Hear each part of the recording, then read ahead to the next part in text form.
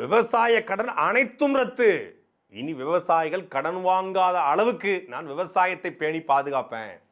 அனைவருக்கும் தரமான கல்வியை கொடுப்பேன், தரமான மருத்துவத்தை கொடுப்பேன், தூய குடிநீரை கொடுப்பேன். ஆடு மாடு மேய்த்தல் அரசு வேலை, இயற்கை விவசாயம் அரசு வேலை. ஏன் கால்நடை மருத்துவர் அரசு வேலை பார்க்கலாம், விவசாயம் பார்க்குறீங்க ஆத்தாப்பா அரசு வேலை பார்க்கக்கூடாதான்ங்கிற கேள்வியை ஒருத்தர் 10 வருஷமா எழுப்பிட்டு இருக்காரு.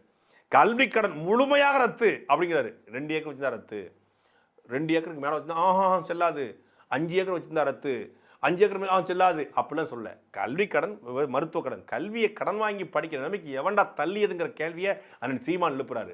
அந்த பார்வை, அந்த புரிதல் எதுவுமே இல்லாமல் நுனிப்புல் மூலம் மேய்ஞ்சிட்டு வந்து நான் 2 ஏக்கர் கொஞ்சம் ரத்து பண்ணுவேன், 5 ஏக்கர் கொஞ்சம் ரத்து பண்ணுவேன், அதுக்கு மேலே தான் ரத்து பண்ண மாட்டேன், நீ வந்தாதான் ரத்து பண்ணுவேன், ஒன்னையவே ரத்து பண்ண போறப்போம். ஆக மொத்தத்தில் இந்த செங்கிப்பட்டி கூட எப்படி இருந்துச்சுன்னா, செங்கிப்பட்டியில் இருந்து ஒரு சொங்கி பேசுன மாதிரி இருந்துச்சு.